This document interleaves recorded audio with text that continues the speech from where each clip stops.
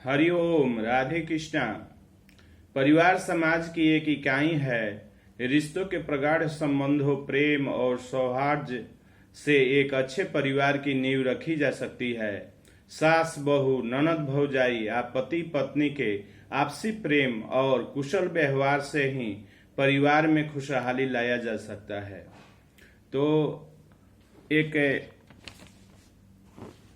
प्रेमी जो है अपने प्रेमिका से अब लव से मैरिज कर लेता है, तो शादी करने के बाद में वो अपने घर ले जाता है और कुछ कहना चाहता है, गुनगुनाता है। क्या कहता है उसको भोजपुरी में रचना की गई है, जिसको सुना जाए।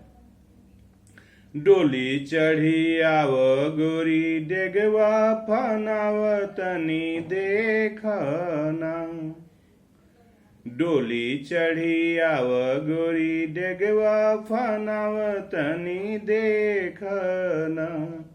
घरवा दुआरे हमरे देखना, तोहर कैसन बाटे भाग्य तनी देखना। ओ हमरे घरवा दुआरे तनी देखना, तोहर कैसन बाटे भाग्य तनी देखना। खेलते कूदते रहलू बाबा के अटरिया, बड़ा निक लागे तो के सखिया सलेहिया। बचपन के छोड़ब जवनिया संभाल, घूंघट उठाव तनी देखना।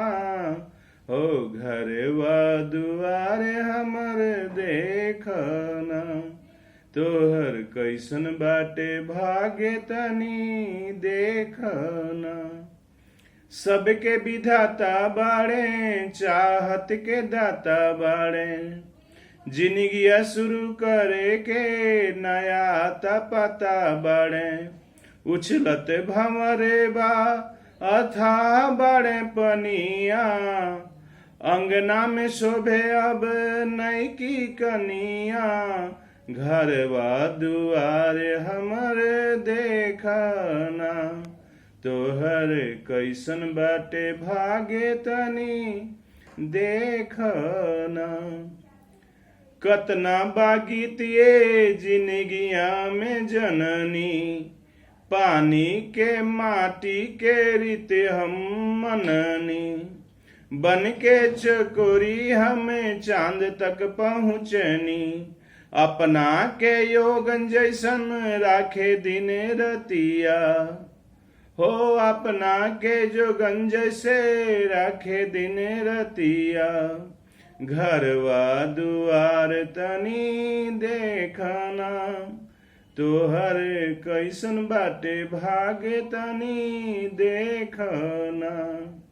ओ घरवा दुआरे हमर देखना, तोहर कैसन बाटे भाग्य तनी देखना। डेगवा फनाव तनी देखना, हो डेगवा फनाव तनी देखना। हरिओम, हर हर महादेव।